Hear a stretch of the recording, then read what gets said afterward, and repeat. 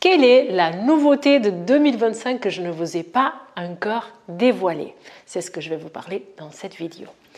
Je suis Rita de la chaîne Ayurnatur, la chaîne où je vous parle de Ayurveda et de naturopathie.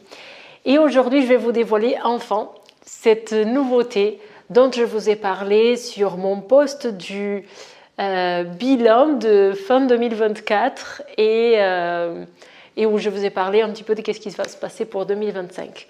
En fait, je vous ai dit un petit peu mes projets pour 2025 et je vous avais dit aussi qu'il y en avait un qui était un peu secret que je ne voulais pas encore dévoiler.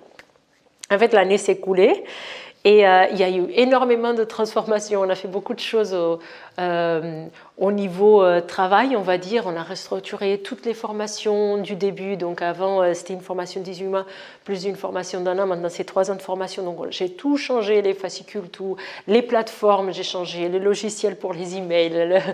Tout a été changé. Donc on a été sur ce changement depuis mars à peu près jusqu'à début novembre. Et du coup, c'est là, à partir de novembre, j'ai dit non, mais maintenant, il faut faire les derniers trucs qu'il fallait faire pour 2025. Et il y avait l'annuaire des élèves qui va avoir lieu là maintenant.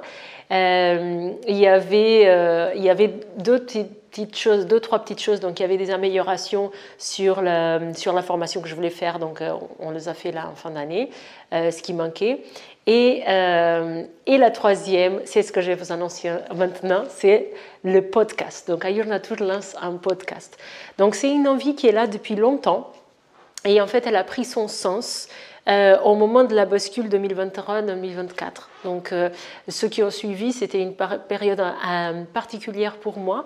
Donc 2024 a été une année particulièrement difficile. Donc j'ai fait beaucoup de choix, beaucoup de changements dans ma vie perso, mais qui se reflètent aussi dans ma vie professionnelle. Et donc l'élan du podcast, il était là. Et l'élan du podcast, il a pris forme tout au long de l'année 2025. J'ai fait plusieurs allers-retours parce que comme ça faisait partie de mes projets pour 2025, j'ai voulu le débuter à plusieurs moments. Mais à chaque fois, en fait, j'avais trop de travail, ou j'avais ci, ou j'avais ça. Donc à chaque fois, ça restait un petit peu sous le tapis. Et là, je me suis dit, non, mais en fait, pour le niveau énergétique, vu que c'était un projet 2025, il faut qu'il aille lieu en 2025. Donc là, on s'est boosté les 2 derniers mois et on le lance. Donc, il a pris forme, cette idée de podcast. Et ce qui se passe pour moi au niveau perso, mais aussi professionnel, c'est que justement, en fin 2024, je me suis inscrite dans un Gurukulam de Vedanta et le Vedanta, il prend de plus en plus de place dans ma vie perso. Et du coup, forcément, j'en parle aux élèves, j'en parle un petit peu lors de mes interventions YouTube, Instagram, tout public. Et ce qui est venu naturellement, c'est que le podcast, il y a plus ce volet Vedanta et peut-être moins ce volet Ayurveda, scientifique, etc. Donc, le podcast, il y a un groupe de podcast qui est déjà créé sur WhatsApp auquel vous pouvez joindre si vous voulez. Et donc dans ce groupe, vous allez avoir les informations en avant-première, donc le trailer qu'on a fait, etc., les épisodes. C'est quoi l'idée de ces épisodes? Donc ça va être un podcast qui est hebdomadaire, qui a des durées relativement courtes, donc entre un quart d'heure, je vise un quart d'heure, 20 minutes, mais bon, certains épisodes déjà, ils ont fait une demi-heure. Et l'idée, parce que moi je ne suis pas acharya de Vedanta, je ne suis pas professionnelle de Vedanta, mais l'élan de le partager, c'est que ça a tellement du sens pour moi que j'ai envie de le partager. Donc j'ai demandé à mon acharya en fait, parce que je l'ai dit, j'ai envie de parler, donc j'ai l'impression que je parle de Vedanta à tout le monde, mais en même temps en fait je ne suis pas acharya, donc j'ai pas la légitimité, puis j'ai l'impression que je dis des choses des fois de travers, et il m'a dit, tu parles de ton expérience, et ça sera toujours bien. Le seul problème, c'est si tu te positionnes en tant que prof. Là, ça va créer un problème parce que tu n'es pas prof. Et je dis, en effet. Donc, ces épisodes podcast, c'est très basé sur les sciences védiques de façon générale, mais en particulier sur mon expérience en tant que dans le Vedanta. Mais c'est pas tellement une expérience d'élève en Vedanta, c'est l'expérience de la personne qui découvre le Vedanta et qui fait des expériences et qui a envie de partager parce que ça marche pour moi et j'aimerais que ça marche pour vous aussi. Donc c'est des petits podcasts, des réflexions personnelles que je pense qui peuvent avoir un impact aussi sur votre vie. Donc c'est des petites choses, c'est des petites lumières, mais ça passe beaucoup par une réflexion qu'on a besoin de digérer, qu'on a besoin de mûrir. Forcément que je mettrai aussi des informations en Ayurveda, en naturopathie, parce que c'est mon axe d'expertise. Et quand je m'exprime aussi à travers ça.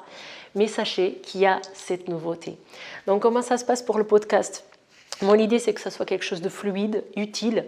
Donc c'est pour ça qu'il y a un groupe WhatsApp. Le groupe WhatsApp, c'est pas quelque chose où vous venez interagir parce que comme après ça risque d'avoir beaucoup de monde, ça serait impossible. Mais c'est un groupe où vous recevez tous les audios. Et donc ça, si vous avez envie de le partager, c'est facile, c'est fluide. Vous recevez sur votre téléphone, vous pouvez l'écouter quand vous voulez. On sera aussi sur toutes les plateformes de podcast parce que j'ai vu avec mon équipe que c'est ça qu'il faut faire. C'était pas forcément ça que j'avais idée en tête, mais du coup on sera aussi présent sur toutes les plateformes de podcast. Mais si vous voulez avoir les informations, les épisodes de podcast une semaine avant, vous pouvez aller sur le groupe WhatsApp. Toutes les informations seront ici dans le descriptif. Et après, l'idée c'est qu'on puisse échanger en fait sur ces prises de conscience. Je me positionne pas du tout en tant qu'experte, c'est vraiment en tant que personne qui vit des choses et qui expérimente des choses qui font du sens. Ça va avoir beaucoup un volet spiritualité, gestion du mental, spiritualité, psychologie si vous voulez.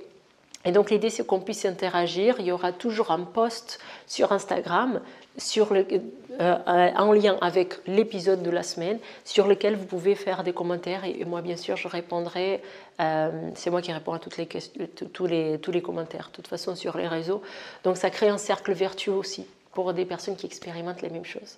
Donc dites-moi ce que vous en pensez, rejoignez le groupe WhatsApp dès maintenant si vous voulez et j'ai hâte de voir vos commentaires pour savoir ce que vous en pensez des premiers épisodes. Merci.